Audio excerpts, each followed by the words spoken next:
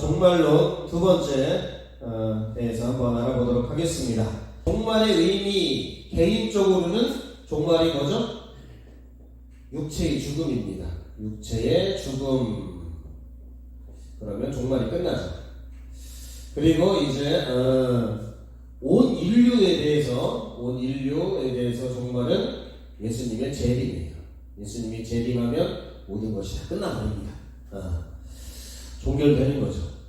그러면 우리가 종말에 죽으면 그러면 바로 천국이냐 지옥이냐 이거를 이제 중간기가 있냐 이걸 가지고 토론하죠.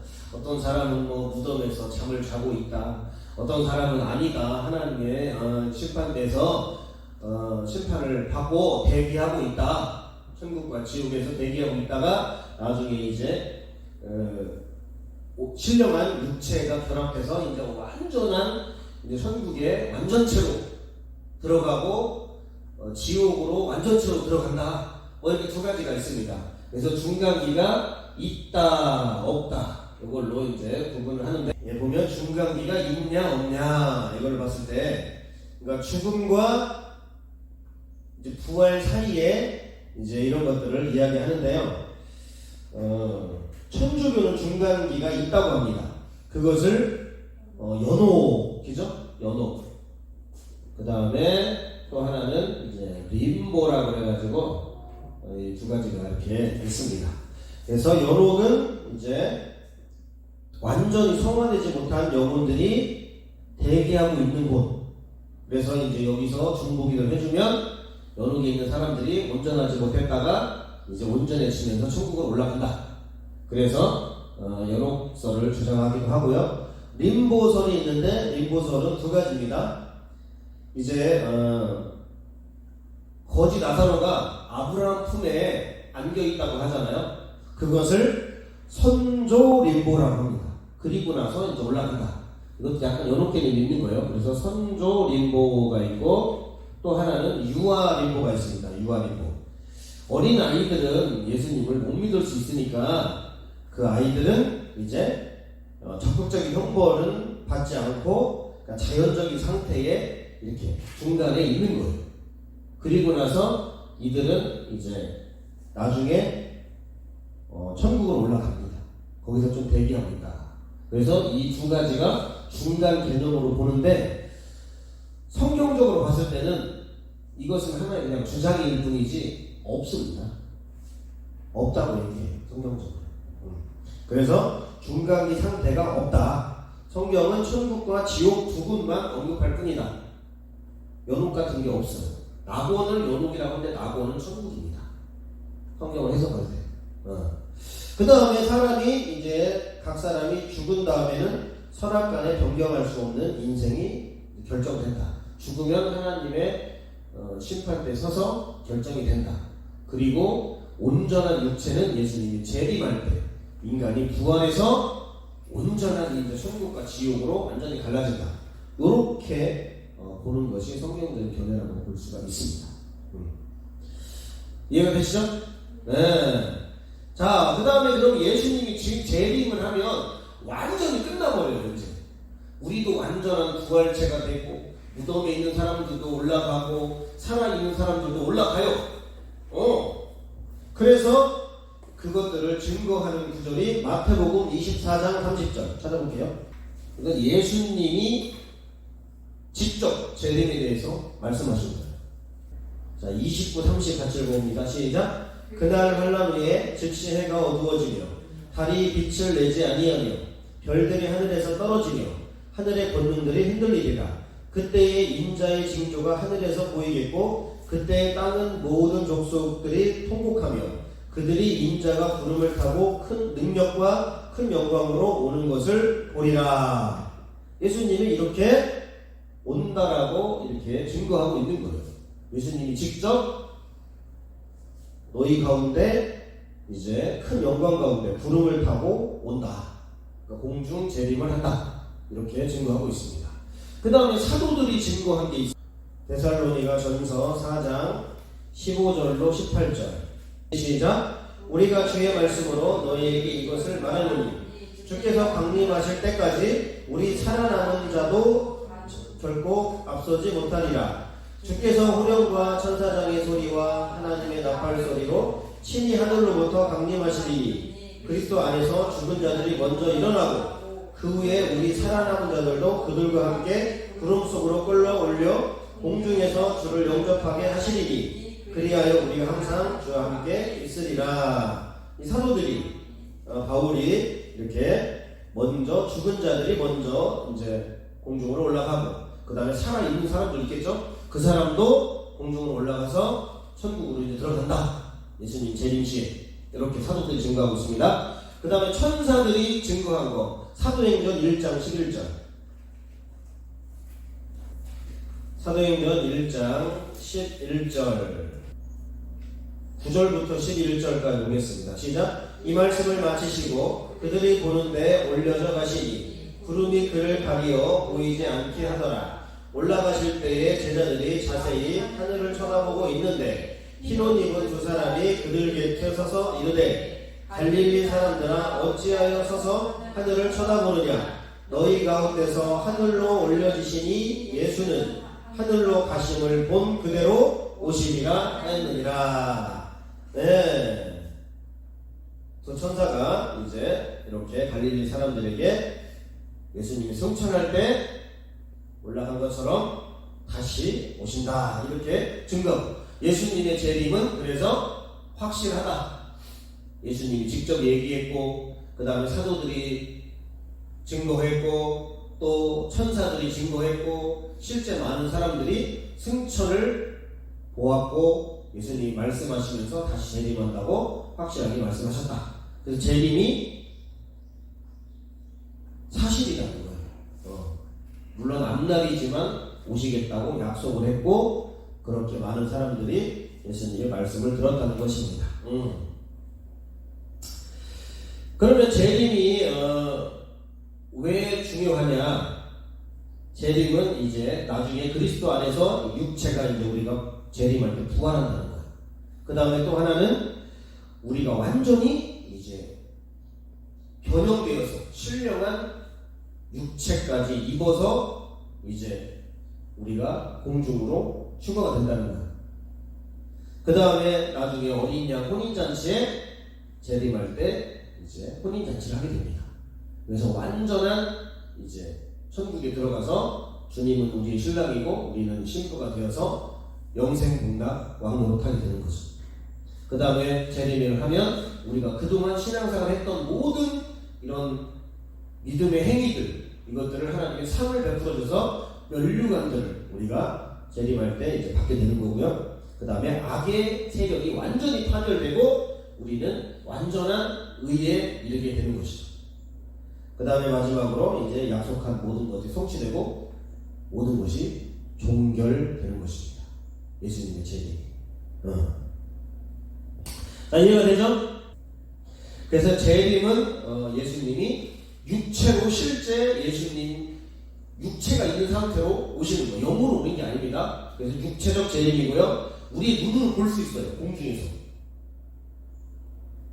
그 다음에 또 하나는 갑자기 와요. 그러니까 깨어 있어야 됩니다. 또 하나는 예수님이 승리를 우리 성도들의 승리를 예표하는 것입니다. 그리고 마지막으로 완성된 재림인데 성도들이 구원이 완성되고 악인들이 최종 심판을 받고 완전한 종결을 의미하는 것이 재림이다. 이거 되시죠?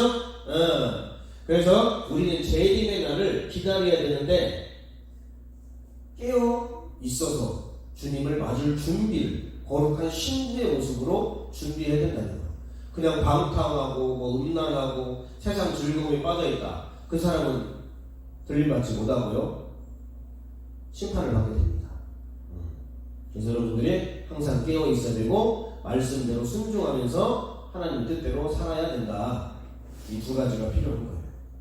아까도 얘기했지만 미혹당하지 말고 우리가 말씀 중심적으로 살아야 돼요. 깨어 항상 기도해야 돼요. 우리가 미혹에 빠지지 말고 잘 분별해서 올바른 신앙생활을 해야 된다. 언제 올지 모르니까.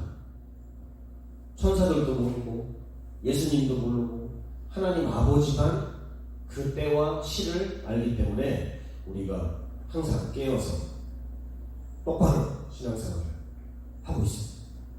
전쟁이 언제 일어날지 모르는 것처럼 예수님의 재림이 언제 나타날지 모르니까 항상 경계태세를 믿음을 지키고 있어야 된다는 것입니다. 이해가 되시죠?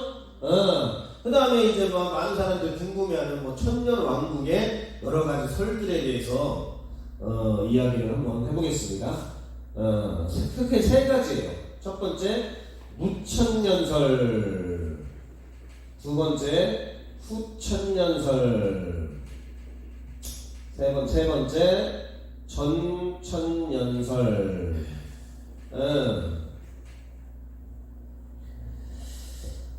그러니까 예수님의 이 성도들이 1000년 동안 이 땅에서 왕노릇하는 그런 시기를 천년왕국 시기라고 하는데, 이게 언제 일어나냐, 이런 것들을 이제 신학적으로 여러 가지 설들이 있어서 이야기를 하는 것입니다.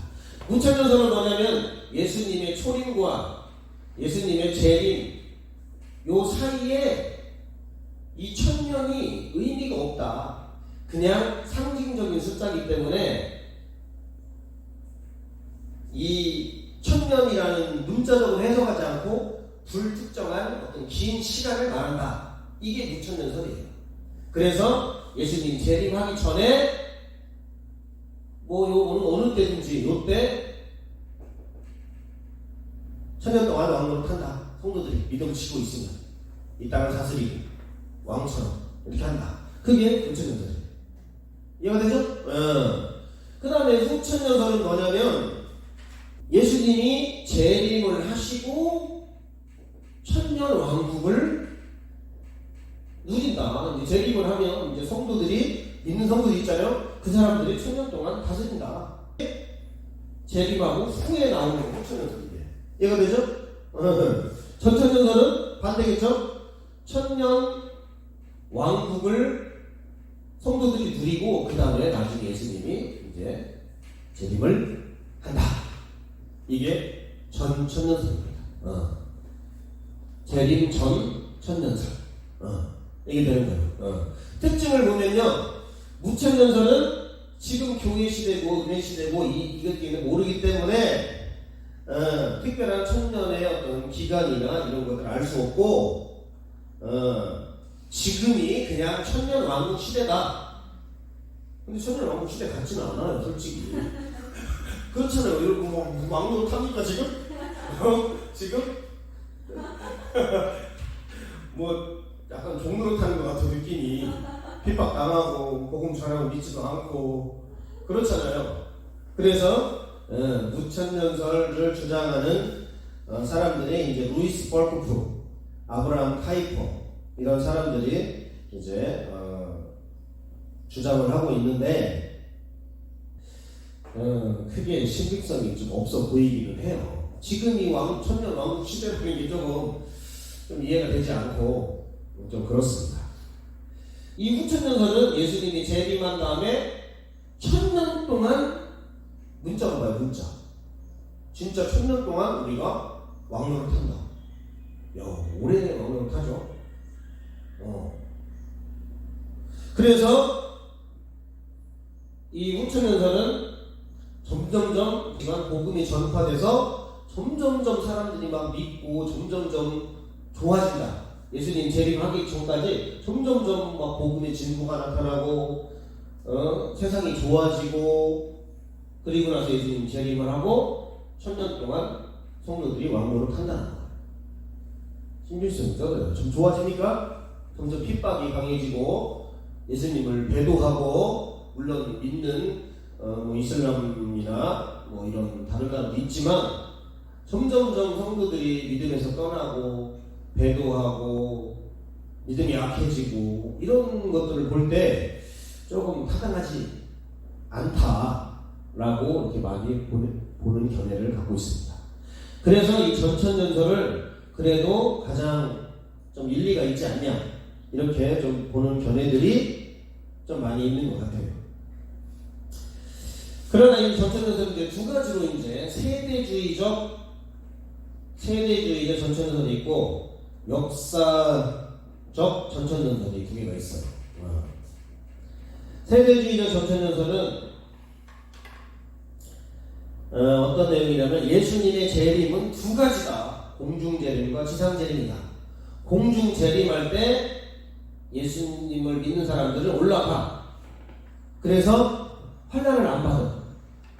그리고 환난이 끝나면 지상재림을 해서 얘네들 성도들을 같이 데리고 와서 이 땅에 1000년 동안 왕노릇 한다. 그래서 세대주의는 성도들이 핍박을 안 받는 거예요. 하나도 안 받아. 핍박 받을 쯤 되면 주님이 확 공중재림해서 성도들이 휴거돼서 올라가. 그 다음에 여기서 환난이 막 일어나. 그러니까 불신자들이 환난을 가는 거예요. 확 막. 그러다가 어느 정도 7년 대 환난이 끝나면 이제 내려와서 우리 다스리고 1000년 동안. 그거 너무 좋죠. 이게 되면 너무 좋죠. 우리는 너무 좋죠. 그러나 역사적 전천전설은 그게 아니다.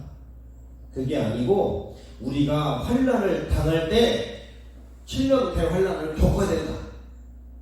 이마에 도장을 찍지 말아야 되고 손에 표를 하지 말아야 되고 잘 견디면 그것까지 견디고 나서 예수님이 견디고 나면 이 1000년 동안 다스릴 수 있는 기간이 온다. 그리고 나서 이제 재림하면 끝난다. 견디는 자가 이제 1000년 왕국을 왕노릇하며 다스릴 수 있다. 이렇게 보는 거예요. 좀 복잡하긴 해요, 이게. 그렇지만은 이 세 가지 선이 있으니까 우리도 이거를 통해서 우리가 신앙생활을 어떻게 해야 되냐, 종말의 자세가 어떻게 되냐, 이런 걸 한번 살펴보는 거예요. 여기는 지금 하고 있으니까 좀 기다리면 어느 때인지 몰라도 1000년인지 아닌지는 모르겠지만 지금 뭐 1000년 왕국 시대다 이렇게 보는 것이고요. 그래서 감사해라. 지금 1000년 왕국 왕노릇 하고 있으니까 감사해라. 여기는 이제 점점점 좋아지니까 예수님이 재림을 탁 하면 이것도 괜찮아요. 근데 시대가 보니까 점점점 악해지고 배도하고 믿음에서 떠나고 이러는데 이게 맞냐, 좀 안 맞지 않냐, 이렇게 보는 견해가 있습니다. 여기에 좀 맞는데, 그러면 이 세대주의가 되면 좋죠. 7년 환난 전에 싹 휴거돼. 그리고 다 끝나면 싹 내려와서 다스려. 그리고 예수님 나중에 청년하면 끝난 다음에 재림을 해. 너무 좋죠. 너무 좋은 거야. 근데 역사적 전선은 그렇지 않다. 환난 우리가 겪어야 된다. 그리고 나서 천년왕국 시대가 올 때 그때 누릴 수 있다. 그리고 예수님 재림에서 완전히 끝나버린다. 여기는 두 번, 세대주의적 전천전설은 두 번 재림을 해요. 공중재림, 지상재림. 여기는 그냥 공중재림 하나. 여기 이때 끝에. 이해가 되십니까? 그래서 우리가 여기 역사적 전천전설이 맞다면 우리가 환난도 잘 참고 인내하고 믿음을 지키고 그게 필요하다. 여기는 뭐 그냥 싹 올라가니까 지금처럼 하고 있으면 됩니다. 이거 되십니까? 어떤 걸 믿으세요? 저는 이쪽을 믿습니다. 역사적. 뭐 제가 다 맞는 건 아니에요. 어떤 분들은 이쪽이 맞다, 여기 맞다, 이거 맞다, 울고가 있습니다. 어거스틴은 후천전설을 믿었어요. 어거스틴. 후천전설. 그 다음에 박형룡 박사님은 역사적 전천전설을 믿었어요. 역사적. 그리고 이제 유명한 신학자 밀라드 에릭슨, 독일의 여기를 믿었습니다. 세대주의 전천전설은 이름은 잘 모르겠어요. 스코필드, 다비, 불링거, 할데만, 헤르만 호이트, 왈부트 하나도 모르겠어요. 그리고 무천연설은 루이스 폴코프, 아브라함 카이퍼, 보스, 헤르만 바링크, 리온 모리스. 그래서 거의 무천연설하고 전천연설이 거의 주장이 이 두 개가 특별한 상징적 기간이다. 지금이 천년왕국 시대다. 좀 안 맞는 것 같아요. 전 이게 맞는 것 같은데, 이 둘 중에 하나인 것 같은데 저도 잘 모르겠습니다. 그래서 여러분들이 천년 왕국, 그 다음에 또 7년 대환란 이런 것들을 믿음으로 잘 견디고 그러면 좋은 날이 온다. 그 예수님이 재림을 하시면 완전히 끝나고요. 이제 죽은 자들이 이제 무덤에서 죽어 있는 자들이 이제 완전한 지금 불완전한 몸에 지금 천국에 이제 대기하고 있고 지금 지옥에서 대기하고 있는 건 잘 모르겠어요. 그래서 완전히 재림을 하면 완전한 천국과 지옥으로 이제 심판을 해서 하나님의 역사는 다 끝나갑니다. 그렇기 때문에 우리가 믿음 생활을 또 잘 해야 되고 또 환란이 올 때라도 우리가 잘 견디고 우리가 왕노를 하려면 반드시 또 고난도 필요하잖아요. 고난이 없이 영광도 없기 때문에 여러분들이 믿음을 잘 지키고 감사하고 자족하고 그런 것들이 필요하다라고 보는 것입니다. 그리고 이제 마지막으로 예수님이 이제 최후의 심판을 이제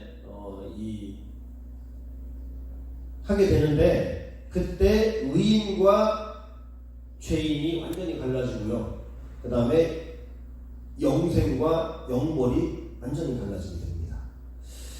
쉽게 말하면 의인은 천국에서 영생 공락을 하게 되고 하나님, 예수님, 성령님, 삼위일체 하나님과 더불어 그 믿음을 지킨 자들이 하나님의 그 특권을 다 누리면서 영원토록 왕노릇하면서 천국에서 영원히 살 것이죠.